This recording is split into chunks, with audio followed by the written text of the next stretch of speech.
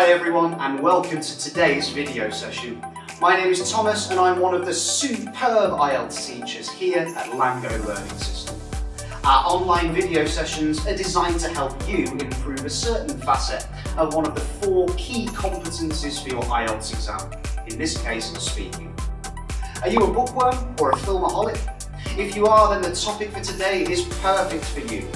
One of the most frequent themes we encounter in the IELTS speaking test is books and films. It would be easy for candidates to answer because we're so familiar with reading books and watching films, right?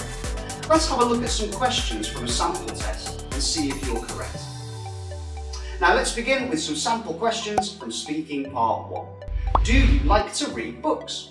Yes, of course. I often find myself engrossed in comic books. I regularly take books out from my brothers and read them from cover to cover, sometimes so attentively that I lose track of time.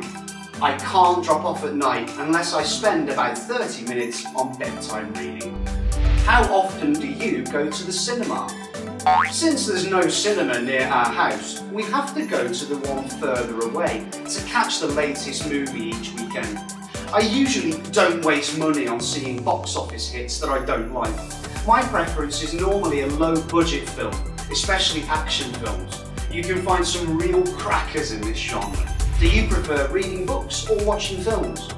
Honestly, I'm not a big reader. Books can be quite heavy-going for me, so films appeal to me more because of their lively effects and ear-catching soundtracks. My preference would obviously be watching films, but I have to admit that my favourite ones are normally based on books. No Country for Old Men, for example.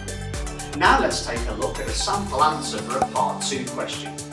Describe a book you've read or a film you've seen. You should say what the book or film was, when you read or saw it, why you decided to see the film or read the book, and say if you enjoyed it and why.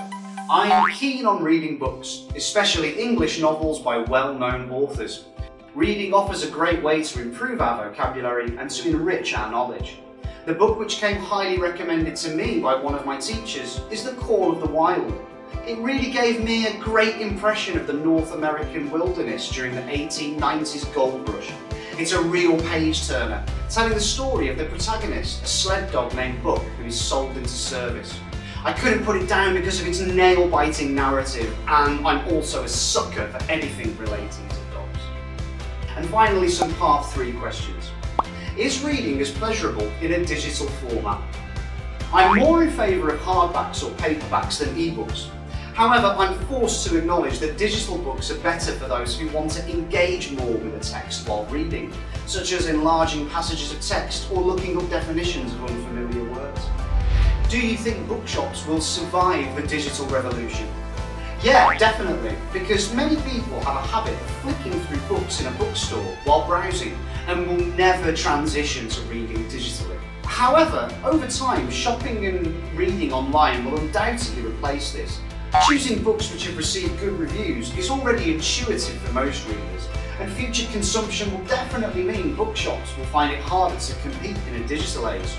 So on reflection, while I still love the experience of being in a bookshop, I think I'd have to change my original answer and say that bookshops are probably doomed.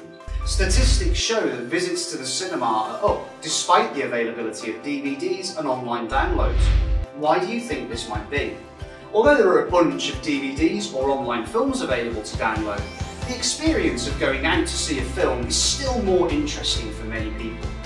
When a film goes on general release, we can watch on the big screen and share the feelings with many people around us, especially if it's an action movie. This will always be harder to replicate at home. Now I want to highlight some of the terms that I've used when answering these questions. Let's have a look at some of them. To be engrossed in, to be completely focused on one thing. To take out, to borrow a book from the library. To read from cover to cover, to read a book from the first page to the last. Bedtime reading. Something to read in bed before you go to sleep. To catch the latest movie. To see a film that's just come out. Box office hits. A film that's made a lot of money. Low budget film.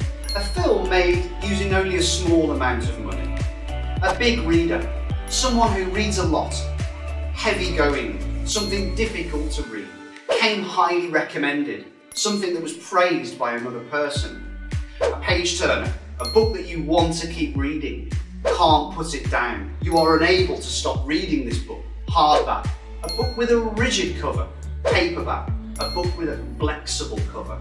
Flicking through, this is to look quickly through a given text, get a good or bad review, to receive positive or negative feedback. Goes on general release, when a film can be seen by the general public.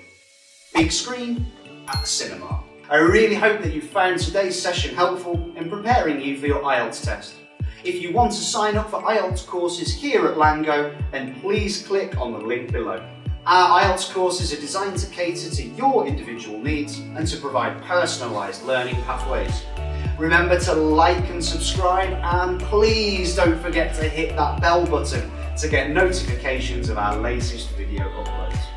I've been Thomas from LangGo Learning System, and I really hope to see you for our next video. Bye!